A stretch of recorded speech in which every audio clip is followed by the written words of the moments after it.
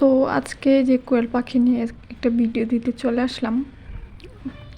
মানে কোয়েল পাখি কেনার সময় যারা বোঝে না তাদেরকে আসলে মানে দোকানদারওয়ালা বা যেখান থেকে আপনি নিয়ে আসেন খামার বা যেখান থেকেই দেখবেন যে ম্যাক্সিমাম ক্ষেত্রেই তারা কোয়েল মানে পুরুষ পাখি দিয়ে দিবে, মহিলা বলে আপনাকে ঠকিয়ে দিয়ে দিবে। তো আমার বেলাও এটাই হয়েছে। তো কেনার সময় বলছিল যে 10-15 দিন পরেই ডিম দিয়ে দিবে, যথেষ্ট পরিমাণ বড় হয়ে গেছে। তো নিয়ে আসছি, 10 দিন হয়ে গেছে, দেয় না। আচ্ছা ঠিক আছে, তারপরে ইউটিউবে দেখলাম 30 থেকে 35 বা 40 দিনের ভিতরে ডিম দেয়। তো যাই হোক, 30 দিন 20 দিন পার হওয়ার পর এত পরিমাণ বিকট শব্দ করে, তা ভোরবেলা, মানে ভোরবেলা এত পরিমাণ বিকট আওয়াজ করে ওরা। তারপর ইউটিউবে সার্চ দিয়ে দেখলাম যে পুরুষ যে কোয়েল পাখিগুলো ওগুলো হচ্ছে এরকম বিকট আওয়াজ করে।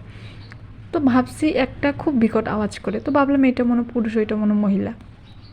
তো না, যাই হোক, তারপরে ইউটিউবে যে সার্চ দিয়ে দেখলাম পুরুষ মহিলা কীভাবে চেনা যায়। তো বললো যে বাদামি যেটা বেশি থাকে গলার নিচে ওগুলো পুরুষ, আর মল ত্যাগের ওইটা চাপ দিলে যে সাদা সাদা ফেনা যদি বের হয় ওইটা পুরুষ। তো চাপ দিয়ে দেখি দুটোই ওইরকম সেম। তো একটা একটু কম ডাকাডাকি করে, তো যেহেতু একটা অনেক ডাকে, এর জন্য আমি কি করলাম, কপালের মধ্যে, পাখির কপালের মধ্যে একটা লাল দাগ দিয়ে দিছি, তো যাতে বুঝতে পারি যে এটা যেহেতু ডাকে ওটা ডাকে কিনা। তো পরে দেখলাম যে না, দুটোই পুরুষ পাখি। মানে এত পরিমাণ খারাপ লাগছে, এই যে এখনও আওয়াজ করতেছে, তো প্রচুর আওয়াজ করে। তো দিনের বেলা খুব কম, কিন্তু মনে করেন যে আপনার ভোরবেলা যখন আজানের সময় 4টা 5টা বা 3টার দিকে ডাকে না, তো 5টা 6টার দিকে অনেক বিকট আওয়াজ করে। মানে এখন তো শীতকাল, ফ্যান সব কিছু অফ করে ঘুমাই আমরা, যার জন্য আরও আওয়াজটা কানে বাজে, ঘুমাতে পারি না। তো কোয়েল পাখি যারা পালে তারাই আসলে ভালো বোঝে। তো মহিলা পাখি সবাই চায় ডিম দেওয়ার জন্য, তো পুরুষ একটু কমই থাকে। 10টা যদি পাখি নিয়ে আসেন সেখানে 2টো পুরুষ হলেই চলে। তো এর মধ্যে দোকানদাররা বেশিরভাগ দেখবেন পুরুষ পাখি দিয়ে দেবে। আপনি যদি না চিনেন যে পুরুষ মহিলা তাহলে আপনাকে নির্ঘাত ঠকাবে। তো আমার এই ভুলটা হয়ে গেছে। তো জবাই করে যে খাবো তাও আসলে মন টানে না, মায়ায় পড়ে গেছি। তো যাই হোক, আরেকবার যখন কিনবো তখন ঠিকই মহিলা কোয়েল পাখি কিনতে হবে। তো এখন দেখিও না, আসলে কেনার আগ্রহটা আছে কিন্তু যাওয়া হয় না বা চোখে পড়ে না। যেখান থেকে নিয়ে আসছিলাম ওইখানে ওই লোকটা এখন আর আসে না। ভুল থেকে আসলে শিক্ষা নেওয়া, তো এটা কোনো ম্যাটার না।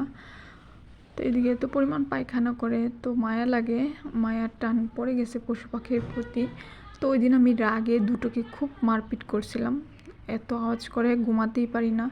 তো আশেপাশে তো পাড়া প্রতিবেশীরা তো কমপ্লেন করবে, যেহেতু শহরে থাকি।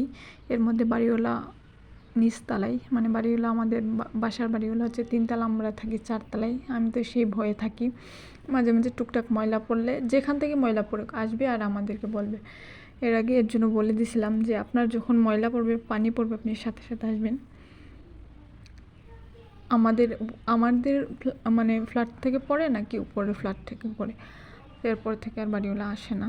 তো আমার একটাই দুঃখ যে পাখির দুটো পুরুষ, সেটাও দুঃখ থাকতো না, কিন্তু এত পরিমাণ বিকট আওয়াজ করে, এর জন্যই হচ্ছে বেশি কষ্ট। এত আওয়াজ করে মানে বলার বাহিরে।